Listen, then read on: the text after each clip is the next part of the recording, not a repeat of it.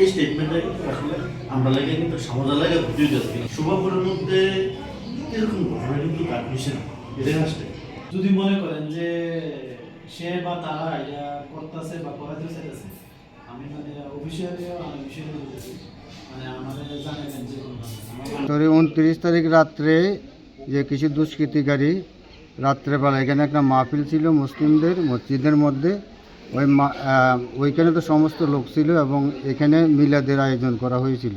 মিলাদ মাহফিলে স্কুলের তরফ থেকে ছাত্রছাত্রীরা মিলে তারা চাঁদা করে তারা প্রত্যেক বৎসরে এবং সরস্বতী পূজা এবং মিলাদ মাহফিল করিয়ে থাকে।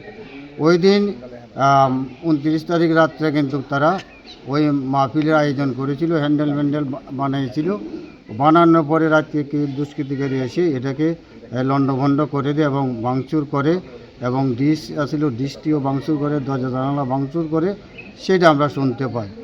আমরা ভাবছিলাম যে এসএনসি কমিটি বসে এটা সমাধান করে ফেলবে, তাইলে যেটা আমরা দেখতে আসি আমাদের বিপক্ষে যে আজকে আমাদের রাজ্যে বামফ্রন্টের সংগঠনের যে এসএফআই যে ছাত্র ফেডারেশন, যে ছাত্র ফেডারেশনে এসে তারা কিছু সাম্প্রদায়িক উস্কানিমূলক কথাবার্তা বলেছে, সেটা আমরা তীব্র প্রতিক্রিয়া জানাই। আমরা এখানে একটা ভ্রাতৃত্ববোধেই আমরা আসি, আমরা ভ্রাতৃত্বভাবে আমাদের স্কুল পরিচালনা করে, এবং তারা আজকে রাজ্যের মধ্যে যে উস্কানিমূলক বক্তব্য রেখেছে সেটাকে প্রতিহত করার জন্য এবং বন্ধ করতে হবে।